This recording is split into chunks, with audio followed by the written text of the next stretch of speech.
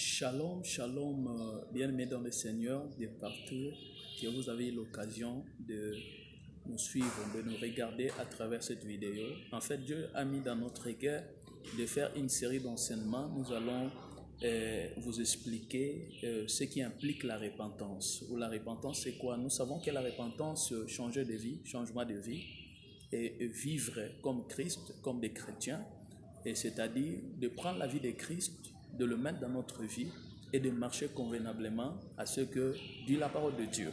Nous allons prier. Seigneur Dieu Tout-Puissant, merci à travers ces moments, à travers ce temps. Père de gloire, donne-nous une compréhension exacte et que cet enseignement puisse prendre place dans le cœur de tes enfants, dans le nom puissant et glorieux de notre Seigneur Jésus-Christ. Amen. Que Dieu vous bénisse. Nous allons lire la parole de Dieu dans le livre de Proverbes, chapitre 28, verset 13. Je lis au nom de Jésus-Christ. La Bible dit, celui qui cache ses transgressions ne prospère pas, mais celui qui les avoue et délaisse obtient les miséricordes. Et nous allons vous expliquer trois choses dans ces versets que nous allons comprendre avec vous. Donc, c'est-à-dire, l'un des signes qui montre qu'une personne a changé de vie, c'est la repentance. Donc, la repentance implique un changement de vie sincère et vrai. Donc, il faut que vous changez de vie dans le plan sincère et que vous soyez vrai. Donc, il ne faut pas juste venir à l'église, il ne faut pas juste prier, mais il faut réellement que vous puissiez être sincère. Donc, c'est pour cela la repentance implique la sincérité et un changement vrai dans la vie de chrétiens. Donc, il y a maintenant trois choses qui impliquent la repentance. Trois choses qui impliquent la repentance. Nous allons essayer d'expliquer ça avec vous au cours de cette émission que nous allons intituler la repentance. Il y a trois choses. Première des choses, c'est la confession. Première des choses, c'est la confession. Deuxième des choses, c'est abandonner. Amen. Deuxième des choses, abandonner. Abandonner quoi? Abandonner et détourner totalement du mal, détourner totalement des mauvaises voies, détourner totalement de ce que tu faisais avant. Donc, c'est abandonner. Et troisième chose, c'est produire ou porter des fruits de la repentance. Porter des fruits ou produire des fruits de la repentance. Et je veux que Dieu puisse nous aider afin que vous puissiez comprendre la profondeur. La repentance, changer de vie, mais qu'est-ce qui implique la repentance? Par rapport au verset que nous venons de lire avec vous, la première chose, c'est confesser. Bien-aimés dans le Seigneur, nous confessons à Dieu d'abord. Confesser à Dieu nos péchés dans la prière. Confesser à Dieu nos péchés dans la prière. Et quand on dit confesser nos péchés, c'est pour ça que la Bible dit, nous venons de lire avec vous, celui qui cache ses transgressions, celui qui cache ses péchés, celui qui cache ses mauvaises voies, et la Bible dit, il ne va pas prospérer. Sa vie ne va pas changer. Donc si tu demeures dans la vie des péchés, si tu demeures dans la vie des mensonges, dans la vie, tout ce qui engage les péchés, tu ne vas aller nulle part. Tu ne vas pas évoluer dans la vie. Donc, même les gens qui mentent, même les gens qui volent, tout consort. Donc, tout ce que tu es en train de faire, tu es en train de tourner au rond. Tu vas perdre tout ce que tu auras dans tes mains. Comme la Bible est en train de déclarer, et vanité de vanité, tout est vanité. Alors, quand nous parlons de confession, confessons nos péchés, nous confessons à Dieu nos péchés. Et quand nous parlons de confesser nos péchés, et cela implique une chose, implique de s'approcher à Dieu, cela veut dire de s'approcher à Dieu et d'étaler ses péchés. La confession est allée à Dieu. Quand nous prions à Dieu, la confession à travers la prière. Mais quand nous prions, ce n'est pas que non, Dieu pardonne mes péchés. Non, il faut que tu sois exact, avec exactitude. De dire à Dieu, tu es en dialogue avec Dieu, non? De dire à Dieu, Seigneur Dieu, j'avais péché et j'avais commis ça, mais vois, j'avais marché comme ça, ce qui n'était pas bon, pardonne-moi. Donc, c'est-à-dire, il faut libérer ton cœur. Libérer ton cœur. Ce n'est pas que de venir à l'église de dire, Seigneur Dieu, pardonne-moi parce que je péché. Non. Donc, il faut étaler tes péchés. Étaler tes péchés. Donc, celui qui étale ses péchés, c'est-à-dire, il a douleur, il a blessé Dieu. Il a douleur parce qu'il a commis le mal. Il a douleur parce qu'il a fait quelque chose qui n'était pas bon. Regardez sur la croix. Il y avait deux volets. Jésus était au milieu. L'autre là a commencé à dire, mais si tu es Dieu, tu peux te guérir, tu peux te sauver et tu nous sauves. Il y a des gens qui marchent dans le péché, mais ils entrent dans l'église. Ils viennent prier dans l'église. Ils ne sont pas reconnus, donc ils ne reconnaissent pas. Et la Bible dit, celui qui avoue, il ne reconnaît pas, il ne confesse pas. D'abord, c'est reconnaître le mal que tu as fait, reconnaître que je suis pécheur, reconnaître que je fais ça. Il faut étaler. J'avais volé, j'avais fait ça, ce qui n'est pas bon, je regrette ça. C'est ça la repentance. Donc tu regrettes réellement ce que tu avais fait et tu dis à Dieu, regarde-moi, j'avais volé parce que j'avais faim, j'avais escroqué, j'avais dit des mensonges dans cette journée, ainsi de suite. Et quand tu t'étales devant Dieu, n'est-ce pas? Tu t'étales devant Dieu, tu dis à Dieu de te pardonner et tout consort. Et à ce moment que la Bible dit, Dieu va nous pardonner. Dieu va nous pardonner. Et je dis, première des choses, c'est la confession. Nous confessons, et regardez, je dis, regardez cette volet-là à la croix. Regardez cette volet-là à la croix. Et l'autre là a commencé à nier. Il y a beaucoup de gens qui nient, ils sont à l'église, mais qui nient. Et l'autre là, la Bible nous dit, à l'église, sur la croix, la Bible nous dit que l'autre là, il a dit, il répondait maintenant à l'autre volet. Il a dit, mais lui, il n'a fait rien.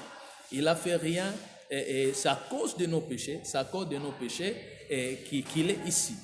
Donc, il s'est reconnu que donc, nous sommes des pécheurs. Il s'est reconnu qu'à cause de nos fautes, que le Christ est allé sur la croix. À cause de nos fautes, ces voleurs-là, à travers là où Dieu et Jésus étaient à l'extrémité, au milieu d'eux, il a reconnu que si nous sommes là, c'est parce que c'est nous qui avons péché. La personne qui est à notre milieu, il n'a rien fait, mais il a subi ce qu'il a subi, c'est grâce à nous. Et il était reconnaissant qu'il était pécheur.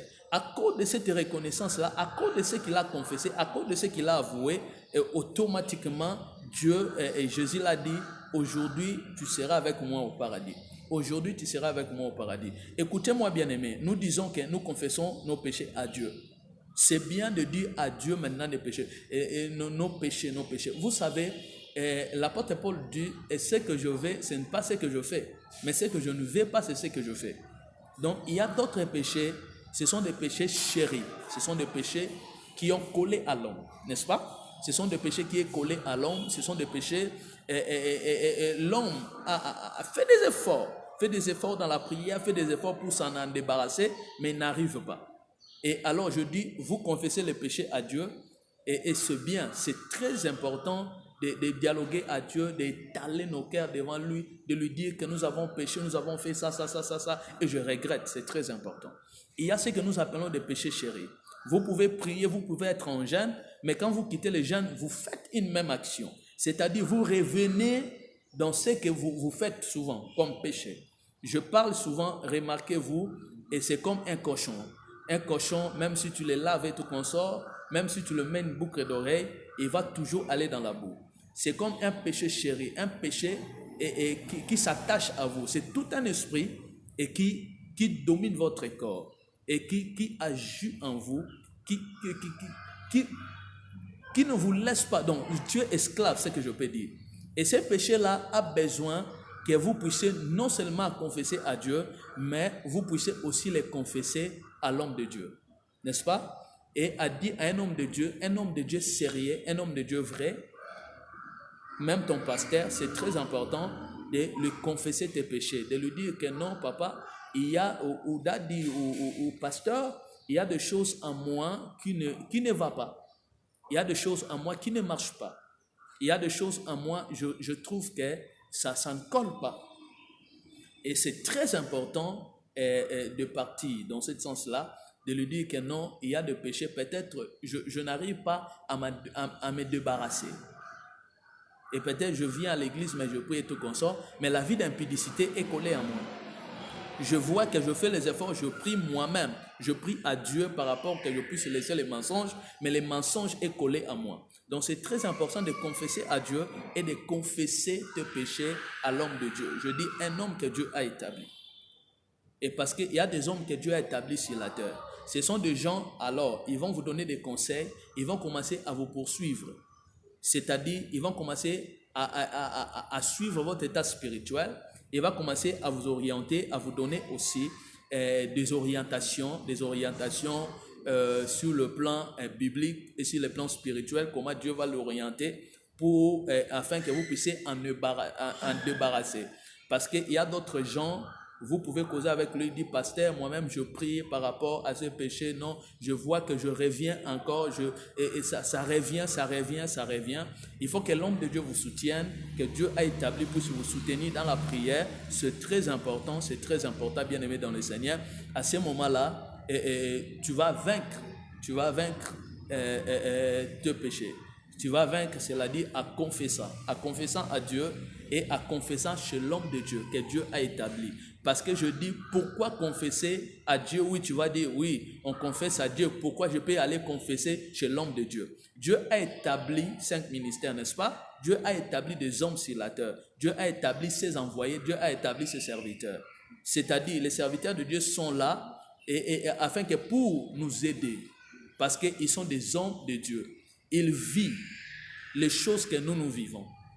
C'est-à-dire, ils ont aussi la sagesse et de vous dire dans la sagesse et dans la spiritualité, afin que vous puissiez vaincre l'ennemi qui est le péché qui est en vous.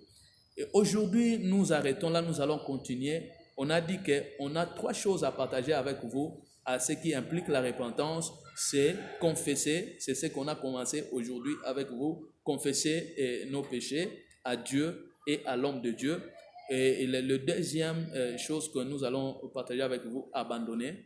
Et le troisième chose que nous allons partager avec vous, c'est produire ou porter les fruits de la repentance. Que Dieu vous bénisse. Il y a quelqu'un quelque part, tu as des péchés, tu as des choses. Tu vois qu'il y a des péchés qui reviennent, tu n'arrives pas à en débarrasser. Nous allons prier avec vous ensemble. Tu vas me suivre dans cette prière. Dis Seigneur Jésus, tu avais versé ton sang pour moi sur la croix. Tu avais versé ton sang pour moi sur la croix. Et aujourd'hui, je m'arrive devant toi. Je confesse mes péchés. Tout ce que j'avais fait, ce qui est conscient et inconsciemment, je les confesse devant toi, éternel Dieu, que ta miséricorde et que ton sang me lave de tout péché. Au nom puissant de Jésus-Christ de Nazareth, je m'étale devant toi, ô Dieu, que ta miséricorde descende dans ma vie, dans le nom puissant de Jésus-Christ de Nazareth. Je vais prier pour toi, Dieu de gloire et de grâce. Aide mon frère à être reconnaissant de tout ce qu'il avait fait comme mal et qu'il puisse le mettre à l'étaler devant toi afin que la miséricorde de Dieu soit sur lui dans le nom puissant de Jésus-Christ de Nazareth. Amen. Que Dieu vous bénisse et que la main de Dieu soit sur vous. Nous allons nous retrouver à la prochaine dans une autre série de cet enseignement. Que Dieu vous bénisse et ciao.